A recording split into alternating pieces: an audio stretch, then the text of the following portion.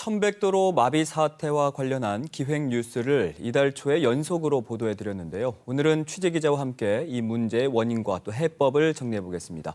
김익태 기자 나와 있습니다. 안녕하십니까? 안녕하세요. 네. 설경 시즌만 되면 천백도로는 계속해서 마비가 되던데 이게 어제 오늘의 문제는 아니지 않습니까? 네. 근데 왜 해법은 찾지 못하고 있는 걸까요? 두 가지 측면에서 설명드릴 수 있을 것 같습니다. 첫째는 이 휘발성이 강한 이슈라는 점 때문인데요. 그 1년 내내 지속적으로 발생하는 문제였다면 어떻게든 해법을 찾았겠죠. 그렇지만 겨울이나 가을, 그중에도 며칠 동안에만 나타나는 문제이다 보니까 그때만 요란하다가 금방 잊혀지는 겁니다. 네. 둘째는 이 다양한 기관과 부서가 연관된 문제라는 점 때문인데요. 이 한라산 국립공원을 비롯해서 대중교통, 관광정책, 도로관리, 더 나아가 도시계획과 예산부서, 여기에 국가경찰과 자치경찰까지 연관돼 있습니다. 이게 모두의 문제이다 보니까 아무도 책임지지 않는 그런 현상이 나타나고 있는 겁니다. 그러니까 자주 발생하는 게 아니고 또 책임지는 부서가 없기에 해법을 찾지 못한다라는 뜻인 것 같은데, 근데 일시적인 문제라고 하면 그때만 좀 참으면 되는 것 아니냐 이런 의견도 나올 수 있거든요. 네, 그렇게 생각하실 수 있습니다. 문제 해결을 위해서 많은 돈을 들여야 한다면 또 정책의 우선순위에서도 밀릴 수 있습니다.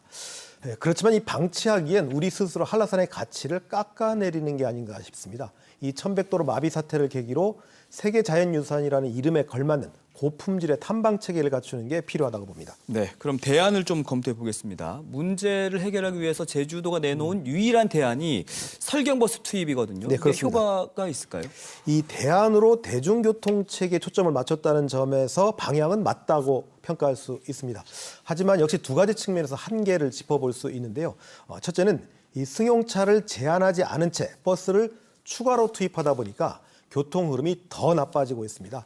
한쪽 갓길에만 불법 주차해도 버스가 마주칠 때는 물론 승용차와도 교차 운행이 힘들어집니다. 네. 이 두 번째 한계는 서비스 품질이 매우 낮다는 겁니다. 설경버스 이렇게 하니까 뭔가 있어 보이죠.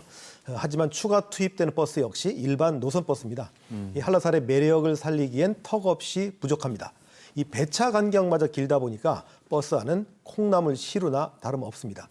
외국인 관광객이 타는 경우도 많거든요. 이 네. 설경버스라는 이름이 부끄러울 정도입니다. 그 얘기를 좀 종합해 보면 승용차 진입을 제한하고 약간 고품질의 네. 대중교통을 투입해야 한다라는 뜻인 것 같아요. 네, 요약하자면 그렇습니다. 천백도로는 다른 도로와 달리 관광객이 주로 이용하는 관광도로의 특성을 지니고 있거든요. 이 점을 감안해서 단계적으로 승용차 진입을 줄여갈 필요가 있습니다. 이 과거 국도였던 천백도로는 특별자치도 이후에 지방도로 바뀌었습니다.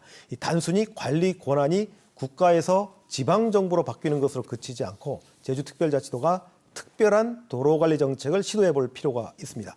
이 하루에 진입하는 승용차 숫자를 제한하거나 또 내연기관 차량을 금지한다거나 이런 다양한 대안이 있을 텐데 최종적으로는 친환경 대중교통만 다니는 도로로 운영할 필요가 있습니다. 그러니까 그렇게 하려면 도로 입구에 그 승용차를 세워두고 한라산 탐방을 해야 한다는 건데, 그럼 뭐 환승센터 같은 것도 있어야 되지 않을까요? 장기적 목표를 감안한다면 그렇습니다. 올해부터 10년간 적용할 한라산 국립공원 보전관리 계획이 지금 조만간 수립되는데요. 네. 이런 법정 계획에 관련 내용을 담아서 장기적으로 추진하면 좋지 않을까 싶습니다. 이 천백도로 입구에 승용차를 세워놓고 전용 대중교통을 이용해서 탐방하는 체계를 갖춘다면 한라산의 가치를 보다 높일 수 있다고 봅니다. 네, 뭐 도로 개발로 인해서 어떨 때는 한라산이 정말 동네 뒷산처럼 여겨지기도 하는데, 그러니까 천백도로 입구에 환승센터를 만들어서 이동하는 시점부터 한라산을 느끼면서 탐방을 할 수 있도록 하자라는 구성인 것 같아요. 그렇습니다. 기후 위기는 이제 시급한 생존의 문제죠. 이런 시대에 제주를 생태도시로 만들어야 하는 것은 선택이 아닌 필수입니다. 그런 도시로 나아가기 위한 정책의 하나로 이 탄소 배출 없는 생태도로를 꼽을 수 있는데요. 내연 차량 통행을 금지하고 2층 전기버스라든지 네. 또는 온라인 전기차, 트램 등 이 대안적인 대중교통 수단을 투입하는 대안을 고려해 볼 수 있습니다. 탄소 제로 도로를 천백도로에서 구현해 보자는 겁니다.